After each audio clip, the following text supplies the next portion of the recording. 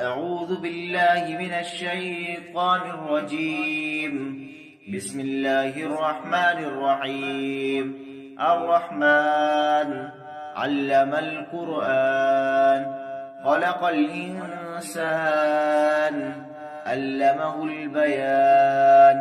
الشمس والقمر بحسبان والنجم والشجر يسجدان والسماء رفعها ووضع الميزان ألا تطغوا في الميزان وأقيموا الوزن بالقسط ولا تخسروا الميزان والأرض وضعها للأنام فيها فاكهة والنخل ذات الأكمام والحب ذو الأصف والريحان فبأي آلاء ربكما تكذبان خلق الإنسان من صلصال كالفخار وخلق الجان من مارج من نار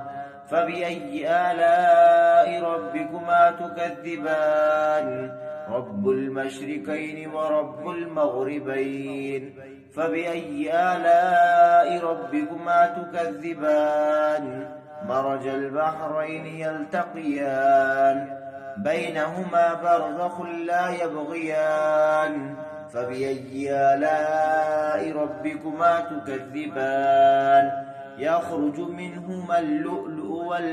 والمرجان فبأي آلاء ربكما تكذبان وله الجوار المنشآت في البحر كالأعلام فبأي آلاء ربكما تكذبان كل من عليها فان ويبقى وجه ربك ذو الجلال والإكرام فبأي آلاء ربكما تكذبان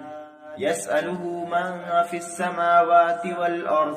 كل يوم هو في شأن فبأي آلاء ربكما تكذبان سنفرغ لكم أيها الثقلان فبأي آلاء ربكما تكذبان يا معشر الجن والإنس إن استطعتم أن تنفذوا من أقطار السماوات والأرض فانفذوا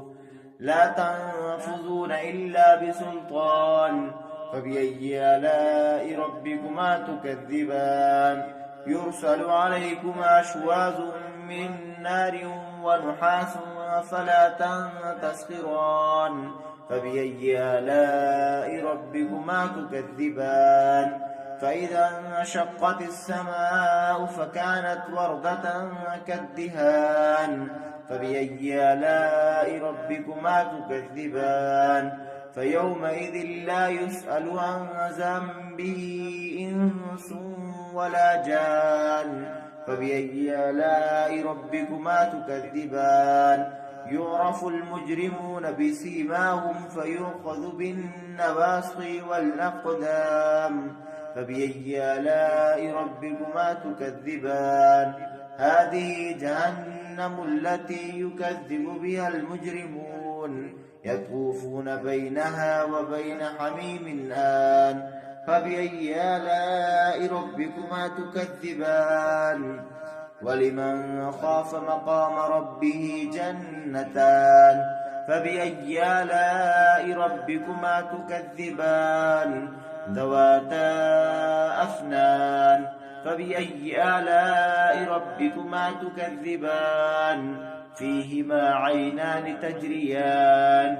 فبأي آلاء ربكما تكذبان فيهما من كل فاكهة زوجان فبأي آلاء ربكما تكذبان متكئين على فرش بطائنها من استبرق وجنى الجنتين دان فبأي آلاء ربكما تكذبان فيهن قاصرات الطرف لم يطمثهن إنس قبلهم ولا جان فبأي آلاء ربكما تكذبان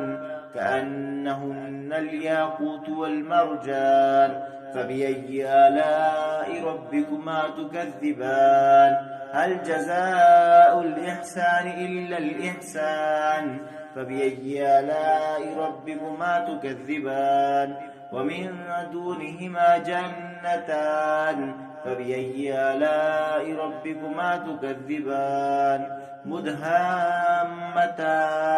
فبأي آلاء ربكما تكذبان فيهما عينان نضاختان فبأي آلاء ربكما تكذبان فيهما فاكهة ونخل ورمان فبأي آلاء ربكما تكذبان فيهن خيرات حسان فبأي آلاء ربكما تكذبان حور مقصورات في الخيام فبأي آلاء ربكما تكذبان لم يطمثهن إنس